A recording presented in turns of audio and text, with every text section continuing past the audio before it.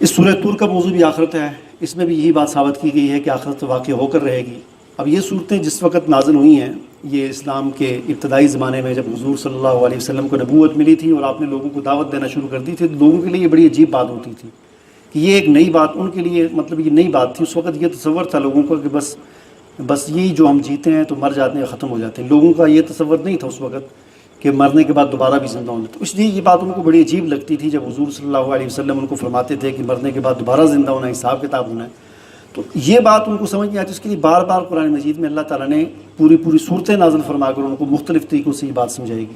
اب پچھلی صورت بھی اسی موضوع پہ تھی، یہ صورت بھی اس موضوع پہ رہے کہ قیامت واقع ہو کر رہے گی۔ فرمایا کہ والطور، کوہ طور کی قسم، وکتاب مستور، ایک کھلی کتاب کی قسم، فی رق منشور، رقیق جلد پر لکھی ہوئی ہے جو کہ، والبیت المعمور، اور بیت معمور کی قسم، والسقف المرفوع، اس بلند چھت کی قسم یعنی آسمان کی، والبحر المسجور، اس موجزن سمندر کی قسم۔ اس ساری قسمیں کھانے کے بعد فرمایا ان عذاب ربک لواقع،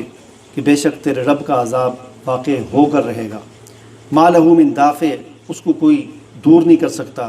یوم تمور السماء مورا۔ اب یہ جو آیات ہیں، ان آیات کے اندر اتنا یعنی زوردار انداز ہے اور اتنا خوفناک انداز ہے کہ روایات میں آتا ہے کہ ایک صحابی تھے حضرت جبیر رضی اللہ تعالیٰ عنہ، یہ بھی مسلمان نہیں ہوئے تھے، اور جنگ بدر کی بات کا بات ہے، جنگ بدر کے جو قیدی تھے ان کو چھڑانے کے لیے، ان کے بارے میں بات چیت کرنے کے لیے مکہ سے آئے، مدینہ آئے، جا کر حضور صلی اللہ علیہ وسلم سے قیدیوں کے بارے میں بات کریں کہ ان کو رہا کر دیا جائے۔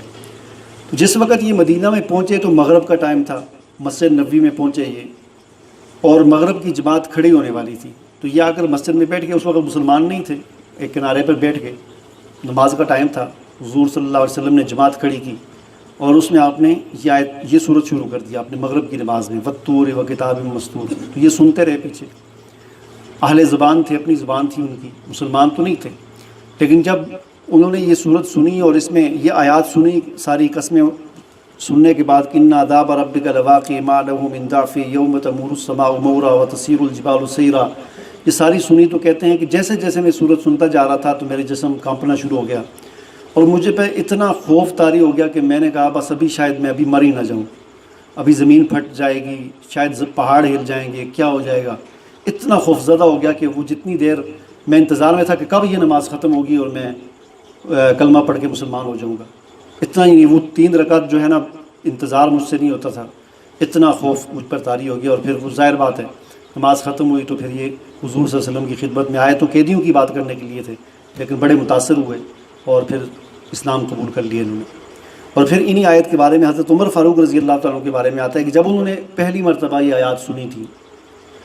تو ان پر ایسی کیفیت طاری ہو گئی تھی کہ 1 مہینے تک بیمار پڑ گئے تھے، گھر سے باہر نہیں نکل سکے 1 مہینے تک، اور لوگ ان کی عیادت کرنے کے لیے جاتے تھے۔ ہوا کیا تھا، بس یہ آیات سن کر ان پر ایسا خوف طاری ہو گیا تھا کہ ان کی طبیعت اتنی خراب ہو گئی تھی کہ نہ چل پھر سکتے تھے، اور گھر میں بس پڑے رہے 1 مہینے تک، لوگ جا کر عیادت کرتے تھے۔ بہرحال یہ ظاہر بات ہے کہ یہ کیفیات اسی صورت میں پیدا ہو سکتی ہیں کہ جب ہمیں ان کی سمجھ آئے، ان آیات کی، ہم ان کو سمجھ کر پڑھیں